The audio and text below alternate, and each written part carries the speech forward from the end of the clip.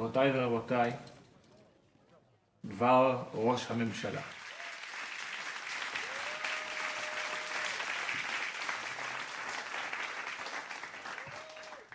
תודה לכם. לאחרונה נשמעים קולות הטוענים כי ממשלת ישראל לא שמה זין על מעמד הביניים.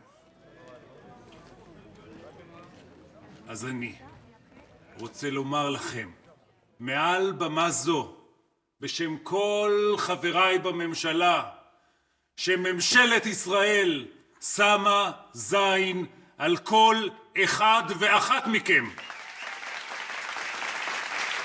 אנחנו שמים עליכם זין בחינוך, אנחנו שמים עליכם זין במשרד הפנים, אנחנו שמים עליכם זין במשרד החוץ, אשר עושה מעל ומעבר על מנת שישימו לכם זין גם בחול.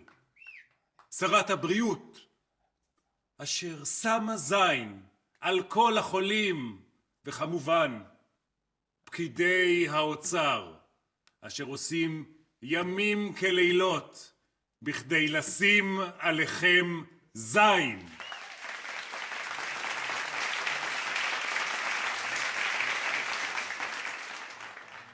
סקר בלתי תלוי מטעמי בדק ומצא כי ממשלת ישראל היא בין המובילות במדד הזין העולמי.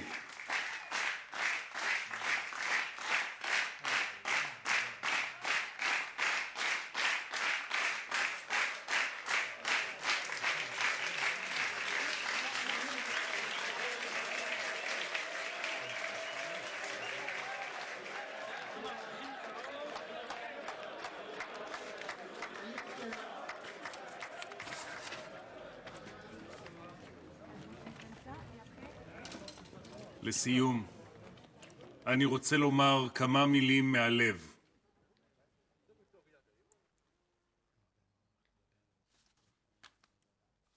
בתור ראש ממשלת ישראל, אני מרגיש מחויב באופן אישי לכל ציבור הבוחרים, לשים עליכם, ולא משנה, אם הצבעתם בשבילנו, או אם לא, לשים עליכם, ולא משנה אם אתם מהימין וגם אם מהשמאל, לשים עליכם, ולא משנה אם אתם מהמרכז או מהפריפריה, לשים עליכם, במיוחד אם אתם ממעמד הביניים, לשים עליכם זין!